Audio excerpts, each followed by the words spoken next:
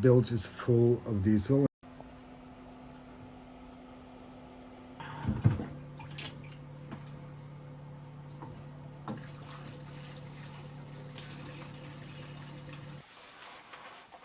Okay, then we have focus and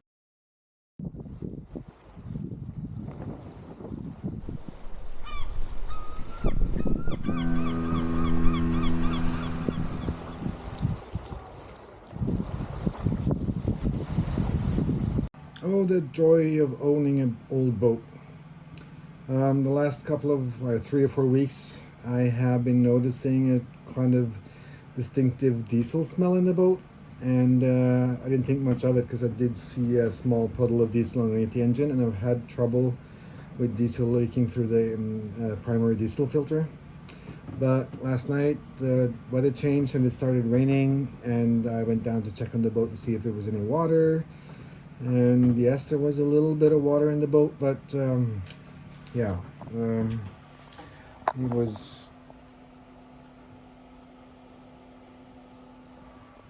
a lot more diesel. It's actually full, the bilge is full of diesel, and I think it's more diesel than water actually. Yeah.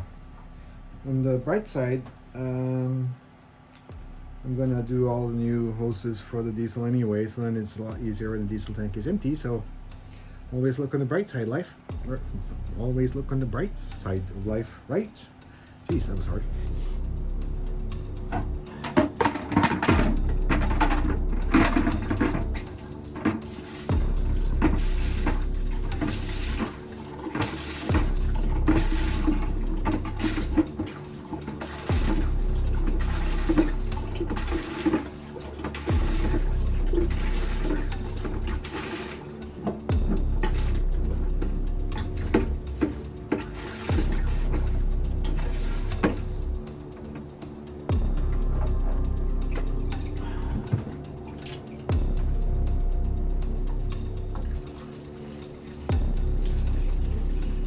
Culprit for the diesel disaster is a very tiny but very significant thing.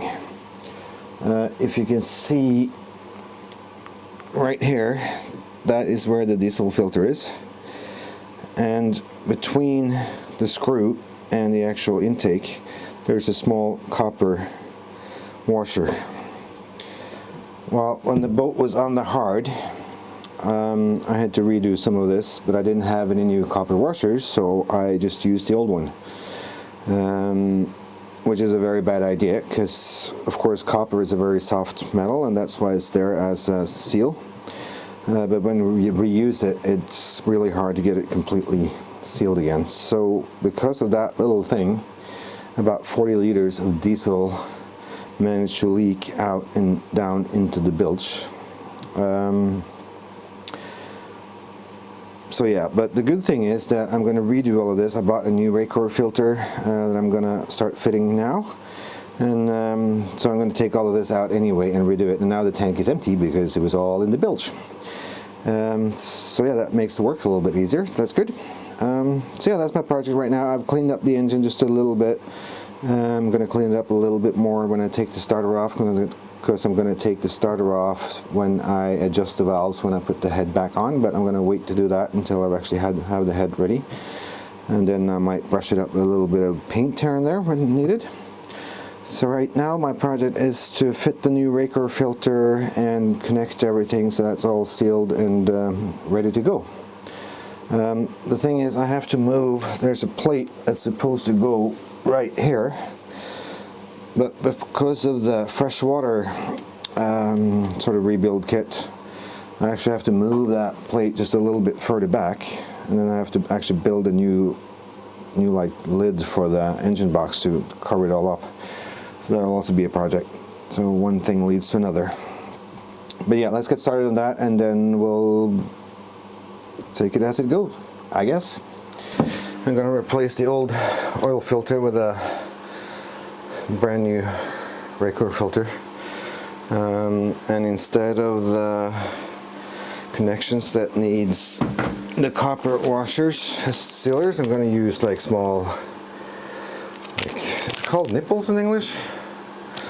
Well, it is in Norwegian, so excuse me if I'm offending anyone. With the hose clamp, and I think that's better than the other solution. So yeah, I'm gonna get on to installing that on the plate now, and yeah, that's it.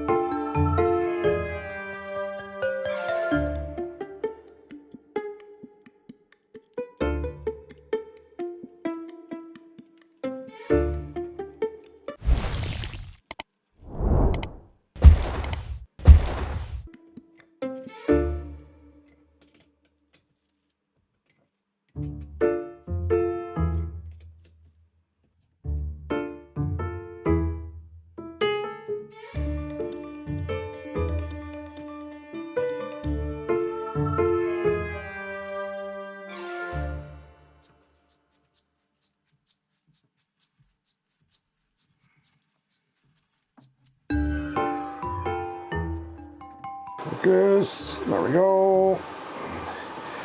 Yeah, if you've ever wondered what 10 or 13-year-old diesel, what that looks like, I can tell you it looks like this. It's some seriously grimy stuff, and the bottom of the water separator looks like this. Very nice. The tank is empty now, so I'm gonna get some fresh diesel and flush that through and just take it straight into a bucket and dispose of it so I can get most of the yuck out. And I've also finished, let me see, just do a little bit of boat yoga here. It should have been about half my size to own this boat. But now I'm back in where the engine is. This is the new diesel filter or diesel filter holder. It's completely stuck to the holder. I just cannot get it off at all, which I'm supposed to do. I'm supposed to like take it off and then like put some oil on the seal and everything. So I might have to sacrifice it and just throw a plug, a screwdriver right through it so I can get one way of getting it off. We'll see. And I might have done another stupid thing, I don't know. The guy at the store where I bought the filter holder recommended that I used like this thread thing as a sealant for the nipples that I've attached, but then I read online just now that they recommend using liquid sealant so that you don't get any of this like in the fuel line and clog up the injectors or anything. So I'm not sure whether I should redo it, but then I'm thinking like, what's the likelihood of that actually getting on the inside and through the fuel hose themselves? I don't know. What do you think? Should I redo it and use... I'm just afraid that the diesel will sort of dissolve the liquid. So yeah, we'll see. But yeah, and I've left hose going from the tank available so I can flush the tank with some fresh diesel. Just you take that straight into a bucket. And I'm also going to change the secondary fuel filter. But yeah, mostly it's just like finishing off the work at home, doing the top and the head and the valves. Put it back on, get them adjusted, tighten everything down, and then we'll see. Hopefully it'll run like a charm, just like me. We're back in the shed. I'm gonna start taking the injectors off now first. Hopefully I'll be able to get them out. And then I need to loosen up these springs so I can get the valves out. So I can lap them, and I'll explain a little bit more about why I'm doing that and what that means actually a little bit later. So let's get cracking.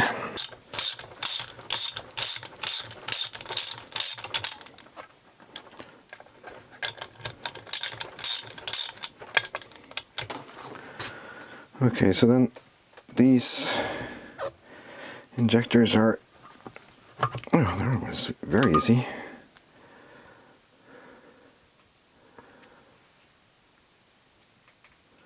That came out like super easy, so that's good. They can, this was number 1. And so did this one. Number 2. I think sometimes, yeah, no, that was not hard at all. Getting all the rubber gaskets out. Sometimes they can get really jammed in here, and then it can actually be okay to have them on the engine, because then you can use the compression inside the cylinder to push them out. But I didn't have to do that now, so that was very easy indeed. Now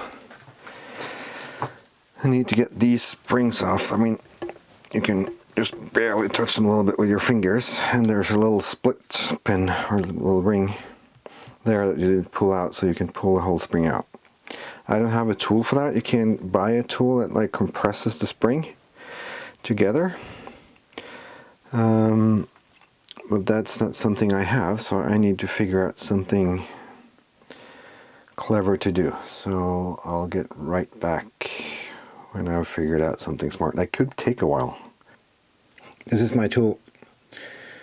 I'm not sure how it works. The thing is, the whole idea is I need to compress the spring down, and then I need to hold it there while I get these little butters off. I actually got one off now. I don't want to get this in my eye. So yeah, that almost works. Actually, I did get one off now. It's right there. So yeah, maybe, just maybe I can manage to do it this way. I have no idea how I'm gonna get them back on, but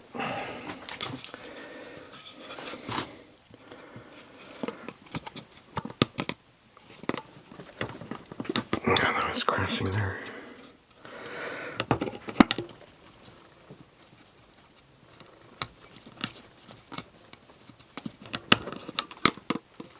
There we go. That's one off. Perfect. Okay, I guess we can take the first valve out now just to have a look.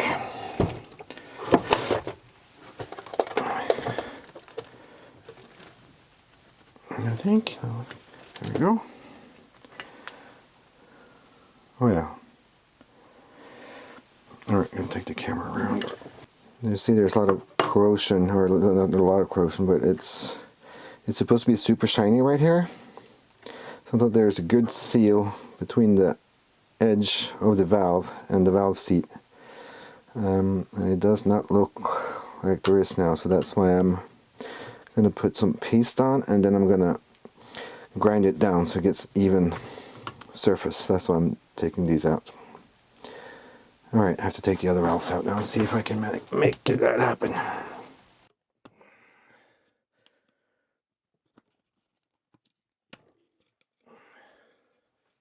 Remaining valves. Make sure I put them in the right order.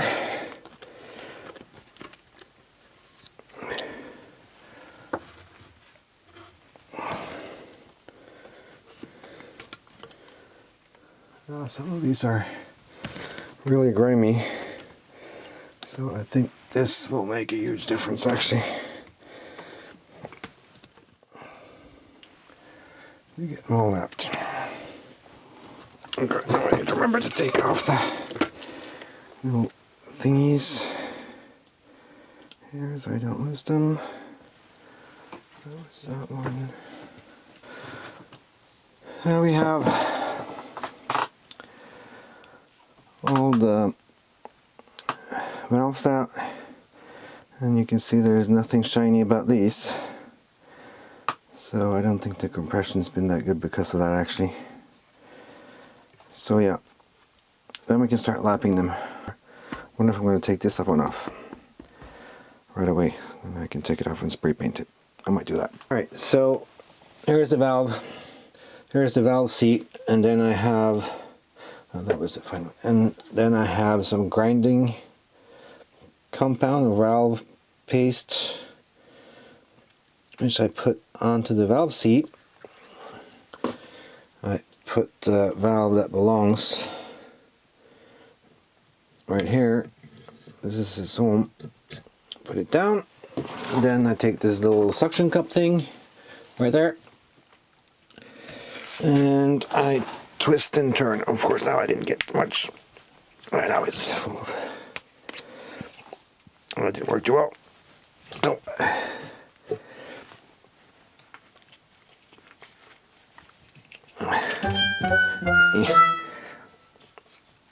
No, I'll have to use another method. Suction cup didn't work, so then we'll try a screwdriver.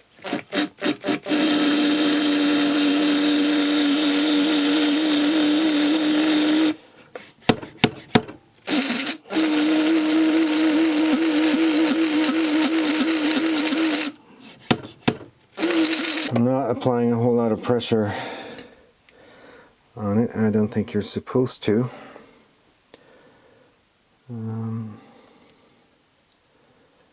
I'm just going to give it one more swirl and I'll show you the difference.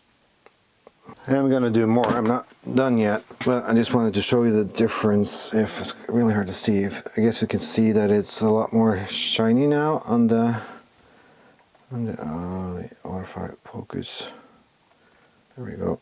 It's a lot more shiny, and the same thing right here.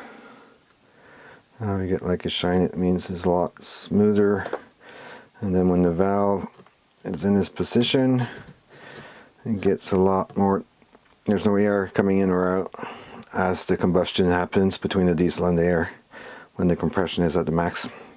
So that's the whole idea. That's why I'm doing it. So I'm gonna keep going a little bit further, and then I'm gonna use a finder grade course, and then yeah, keep going.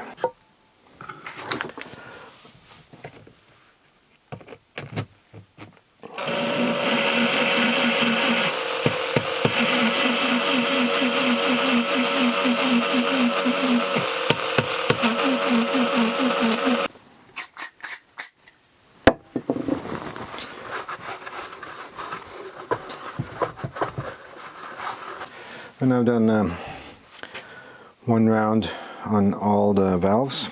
I think I'm going to do one more round. I have an old man's eyes now, so it's kind of hard to see just with my eyes. But I took a picture with my phone and zoomed in. I can still see that there's a little bit of pitting left in some of them. So I'm going to do one more round, I think. But it's starting to come together. So if you can see, it's hard to see if the focus, but at least you can see like all the areas now have been sanded down gently. So I'm going to do one more round with the coarser one and the tougher one, and then finish it off with the fine one, and then when done with that, I've also decided I'm just going to give the injectors a good clean.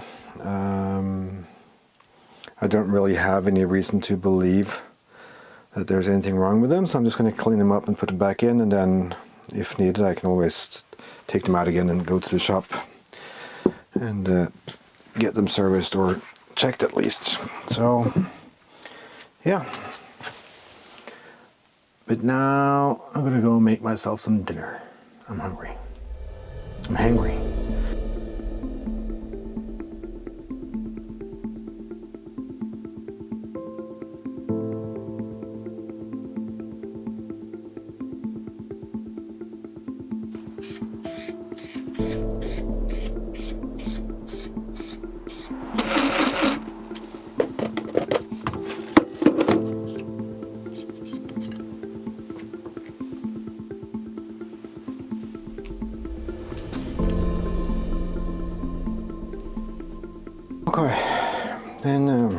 done.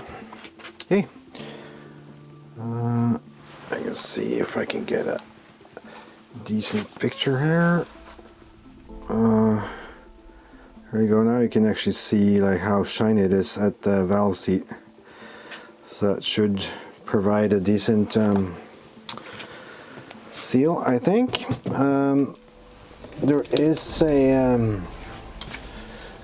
There is a way to upside down. There is a way to check whether the seal is good. You can just put the valves in and then make sure that the top is level, and then pour some diesel like in the chamber or on the top of the valve and the valve seat, and then see if it seeps through or not. I don't have any diesel in now, but I'm pretty confident that like at least it's a whole lot better than it was. So I'm thinking it's going to be okay. So now I can actually start to assemble the valves and the springs again. I just need to clean up the valve stems a little bit first, and yeah, then we'll move on. Okay, time to start putting things back together. One shiny valve, I just sanded it a little bit to get some of the carbon buildup off the stem of it, and now it looks really shiny and good. So I'm just going to apply some oil to that, put it in, turn it around, and see if I can get the springs on with my little tool. Yeah, we'll see if that.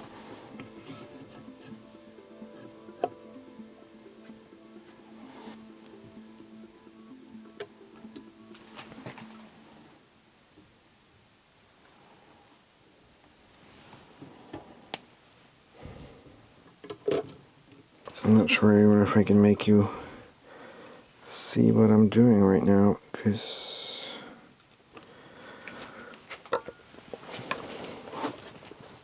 no, I can't really. I have to have it this way.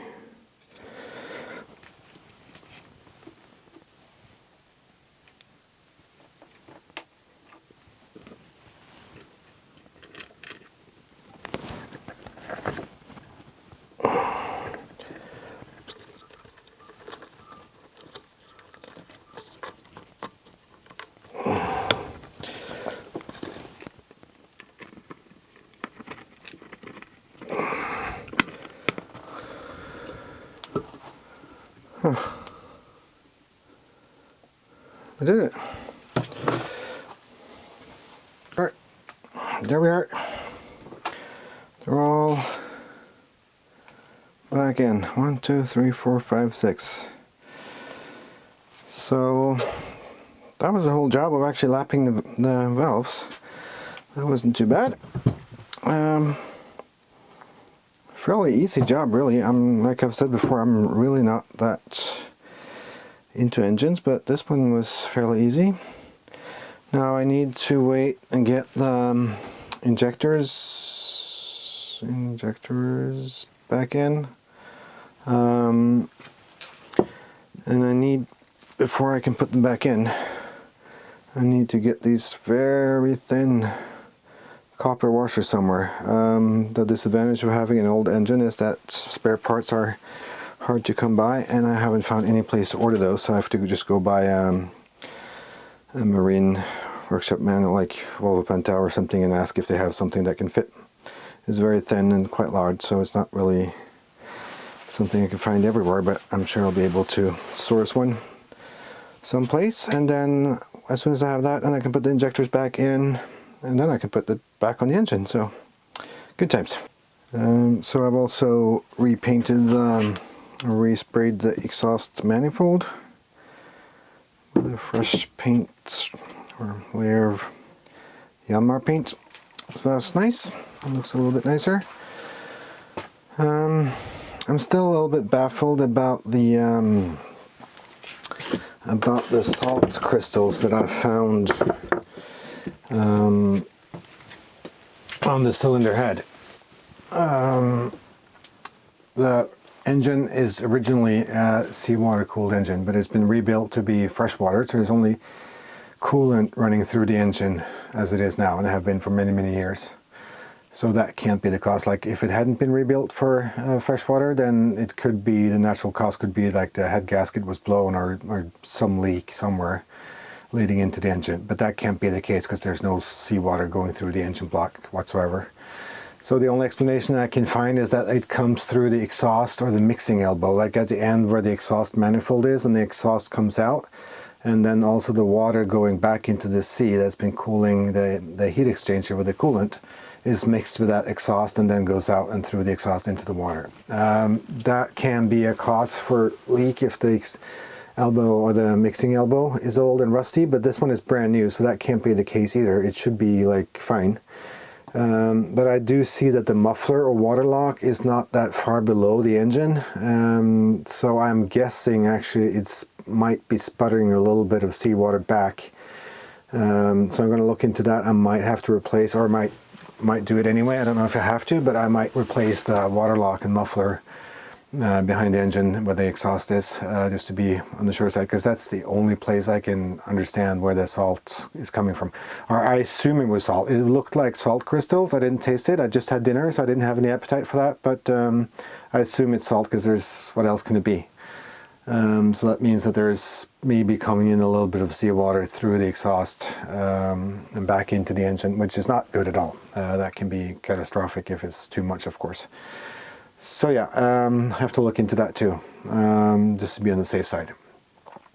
So yeah, I guess this will be this week's episode, or last 2 weeks. I haven't posted now in 2 weeks. I'm waiting for the gaskets to arrive so I can put the engine back together, and we'll see when that arrives. In the meantime, I might start on some other projects, so we'll just see what next episode will bring. Thanks again for watching, and thanks again to everyone subscribing. That's just amazing. And all the comments and all the tips and yeah, all the cheers. And so thank you so much. And if you haven't already, please subscribe and like, and have a nice day. Thank you.